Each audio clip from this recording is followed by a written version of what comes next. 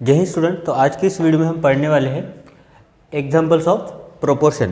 तो पिछले वीडियो में मैंने प्रोपोर्शन का ये जो टॉपिक था मैंने एक्सप्लेन किया था। अभी हम पढ़ते हैं कुछ एग्जाम्पल्स। तो इसमें बस दो ही एग्जाम्पल दिए गए हैं प्रोपोर्शन के, तो हम स्टार्ट करते हैं। एग्जाम्पल फर्स्ट में हमें बोला गया है are the following terms in proportion. तो ये क्या है, हमें कुछ टर्म्स दिए हैं 20, 25, 40 और 45। ये चारों टर्म्स दिए हैं। तो हमने प्रोपोर्शन में पढ़ा था, हमने प्रोपोर्शन में क्या पढ़ा था, जो चारों टर्म्स होते हैं वो क्या होते हैं, रेशियो में होते हैं एक दूसरे से, और उसके बाद वो प्रोपोर्शन में होते हैं। तो हमें गिवन में क्या दिया गया है, हमें गिवन में उन्होंने दिए हैं टर्म्स। तो अगर हम पिछले वीडियो से थोड़ा सीखे हैं तो उसमें मैंने बताया कि ये चारों टर्म्स मतलब क्या होते हैं, A term, B term, C term और डी टर्म। तो लिखते हैं उनको, मतलब मेरे ए की वैल्यू क्या होगी यहाँ पे 20, बी होगा मेरा 25, सी होगा मेरा 40 और डी होगा मेरा 45। मतलब मुझे चारों टर्म्स दिए गए हैं। अब चारों टर्म्स में रेशियो किसका होता है, A:B का होता है, और किससे प्रोपोर्शनल होता है, C:D। ये दोनों रेशियो आपस में क्या होते हैं, प्रोपोर्शनल होते हैं। अभी इनका हमने फॉर्मूला लिखा था, तो फॉर्मूला के बेसिस पे हम क्या करेंगे, ये टर्म्स प्रोपोर्शन में है कि नहीं वो हम चेक करेंगे। अब चेक कैसे करेंगे, ये कब प्रोपोर्शन में होता है, जब मेरा फर्स्ट टर्म और लास्ट टर्म इन दोनों का प्रोडक्ट, मतलब एक्सट्रीम टर्म का प्रोडक्ट, मतलब A:D इक्वल होगा कब, B:C के साथ। मतलब product of extreme term when is equal to product of mean term, then we can say the terms are in proportion. अगर मेरा A और D का प्रोडक्ट इक्वल है किसके, बी और सी के प्रोडक्ट से, तो मैं क्या बोल सकता हूँ, मेरे चारों टर्म्स क्या है, प्रोपोर्शन में। तो चलिए चेक करते हैं। मेरे ए की वैल्यू कितनी है, मेरे ए की वैल्यू 20 है, इनटू बी की वैल्यू कितनी है यहाँ पर मेरी 25, पर बी की वैल्यू लेने का नहीं, यहाँ पे क्या चाहिए मुझे, डी। तो मेरी डी की वैल्यू कितनी है यहाँ पे 45, इक्वल टू बी की वैल्यू, बी की जगह पर कितना है 25, इंटू सी की वैल्यू क्या है मेरी, सी की वैल्यू मेरी 40। अगर हम इनको मल्टीप्लाई करते हैं 20 इंटू 45, तो मुझे पता है 0 एज इट इज आएगा, 45 टू ज़ा कितना आता है मेरा 90, मतलब कितना आएगा, इसका मल्टीप्लिकेशन मेरा आएगा 900 इक्वल टू, अभी हम देखते हैं 25 मल्टीप्लाइड बाय 40। तो ये 0 ज़ा अगर करेंगे तो 0 आएगा, 25 4 ज़ा होता है मेरा 100। अगर मैं 25 को 40 से मल्टीप्लाई करता हूँ तो क्या आता है मेरा 1000, कितना आता है 1000।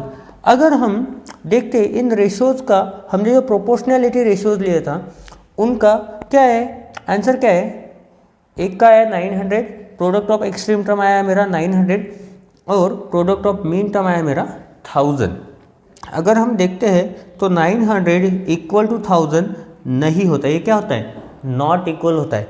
अगर मेरा प्रोपोर्शनैलिटी रेशियो अगर नॉट इक्वल आता है, मतलब मैं क्या बोल सकता हूँ कि ये मेरी जो टर्म्स है वो प्रोपोर्शन में नहीं है। क्या है, वो प्रोपोर्शन में नहीं है। तो देयरफॉर मुझे लास्ट में लिखना पड़ेगा, देयरफॉर 20, 25, 40, 45 आर नॉट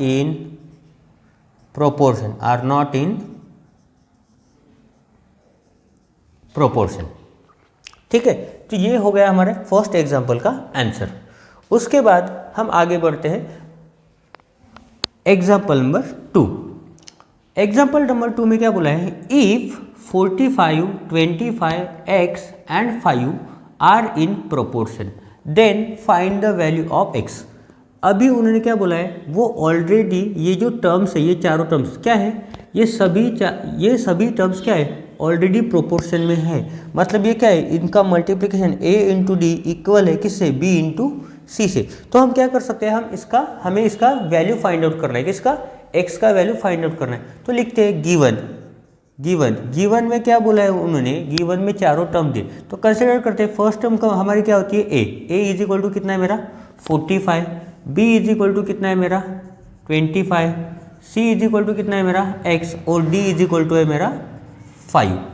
अभी उन्होंने क्या बोला है, ये जितने भी टर्म्स है ये किस में है, प्रोपोर्शन में है। ये जितने भी टर्म्स है वो किस में, प्रोपोर्शन में। तो हमें पता है प्रोपोर्शन में इसका मतलब क्या होता है, A:D इक्वल होता है किससे, B:C सी से या सी इंटू बी से। अगर मैं देखता हूँ तो मेरी ए की वैल्यू कितनी है यहाँ पे 45, ए की वैल्यू कितनी 45 है। डी की वैल्यू देखता हूँ तो कितना है मेरे पास 5 है, इक्वल है प्रोपोर्शन में, मतलब क्या है इक्वल है।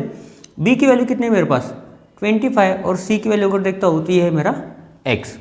मुझे यही फाइंड आउट करना है। उन्होंने क्या बोला है find the value of x. अगर इस 25 को मैं ट्रांसपोज करता हूँ लेफ्ट हैंड साइड में तो यहाँ पर क्या है वो मल्टीप्लिकेशन में, तो इसका रिवर्स ऑपरेशन क्या होगा लेफ्ट हैंड साइड में आने के बाद वो क्या हो जाएगा डिवाइड हो जाएगा। तो क्या करेंगे x इज इक्वल टू, मैं इस 25 को लेफ्ट हैंड साइड में शिफ्ट करता हूँ तो क्या लिखूंगा 45 multiplied by 5 as it is रहेगा, पर 25 का जाएगा मेरा डिवाइड में, क्यों जाएगा क्योंकि उस साइड में वो राइट हैंड साइड में मल्टीप्लिकेशन में था। अभी अगर हम देखते मैं 5 के टेबल से 25 को कट कर सकता हूँ, 5 जा, और अगर मैं 5 का टेबल अगर देखता हूँ तो 5 के टेबल में मेरा 45 आता है, तो मैं इसको भी कर सकता हूँ 5 9 जा कितना आता है 45। देयरफॉर तो मैं क्या लिख सकता हूँ मेरा x का वैल्यू कितना है, x का वैल्यू है मेरा 9, मेरा x का वैल्यू क्या है 9 है। ठीक है, ये समझ में आपको? अगर कुछ नहीं समझ में आया तो आप कमेंट में लिखो, मैं ट्राई करता हूँ और अच्छी तरीके से समझाने को। तो इस वीडियो में मैं सिर्फ ये 2 ही एग्जाम्पल पढ़ाने वाला हूँ क्योंकि उन्होंने बस प्रोपोर्शन के 2 ही एग्जाम्पल दिए। नेक्स्ट वीडियो में हम हमारा नेक्स्ट टॉपिक देखेंगे जिसका नाम है यूनिटरी मेथड। तो आज की वीडियो में बस इतना ही। थैंक यू एंड जय हिंद।